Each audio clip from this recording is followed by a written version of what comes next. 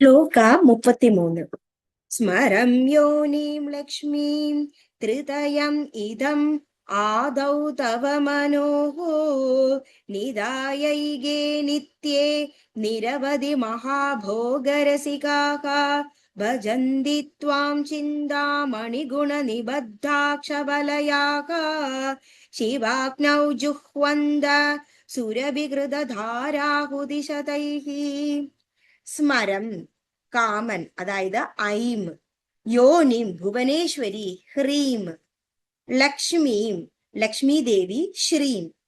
ത്രിതയം ത്രയത്തെ ഇതം എന്നീ ആദൗ ആദിയിൽ തവ ഭവതിയുടെ മനോഹോ മൂലമന്ത്രത്തെ നിധായ സംയോജിപ്പിച്ച ഏകേ ചിലർ നിത്യേ ആദ്യന്തരഹിതേ നിരവധി അളവില്ലാത്ത വിധം മഹാഭോഗ രസികാഹ ആത്മാനുഭൂതിയുടെ രസമറിയുന്നവരായി ഭജന്തി ഭജിക്കുന്നു. ത്വാം ഭവതിയുടെ ചിന്താമണിഗുണ ചിന്താമണി രത്നങ്ങൾ കോർത്തുണ്ടാക്കപ്പെട്ട നിബദ്ധാക്ഷ ബലയാക അക്ഷമാല ധരിച്ചുകൊണ്ട് ശിവാഗ്നൗ ശിവാഗ്നിയിൽ ജുഹ്വന്ത ഹോമിക്കുന്നവരായിട്ട് സുരഭീകൃതധാരാ ഹുദിശതൈഹി കാമധേനുവിന്റെ ആജ്വധാരകളെ കൊണ്ടുള്ള അനേകം ആഹൂതികളാൽ.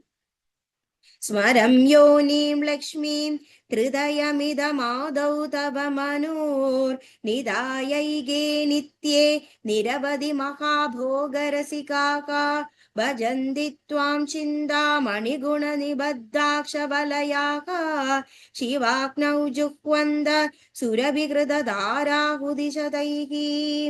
ഭവതിയുടെ മൂലമന്ത്രത്തിന്റെ ആദിയിൽ കാമബീജം, ഭുവനേശ്വരി ബീജം, ലക്ഷ്മി ബീജം എന്നീ ബീജത്രയത്തെ സംയോജിപ്പിച്ച് ചിന്താമണി രത്നങ്ങൾ കോർത്തുണ്ടാക്കപ്പെട്ട അക്ഷമാല ധരിക്കുന്നവരായി ശക്തിരൂപത്തിലുള്ള ത്രികോണത്തിൽ അധിഷ്ഠിതമായ ശിവാഗ്നിയിൽ കാമധേനുവിന്റെ ആജ്യധാരകളാൽ ഹോമിക്കുന്നവരായിട്ട് ആത്മാനുഭൂതിയുടെ രസമറിയുന്നവരായ ദുർബലഭം ചില യോഗികൾ ഭവതിയെ ഭജിക്കുന്നു.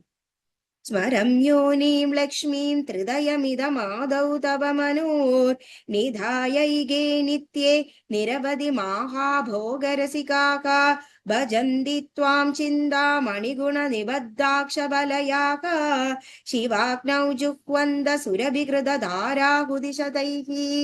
സർവത്ര ഗോവിന്ദ നാമ സങ്കീർത്തനം. ഗോവിന്ദ ഗോവിന്ദ. Thank U.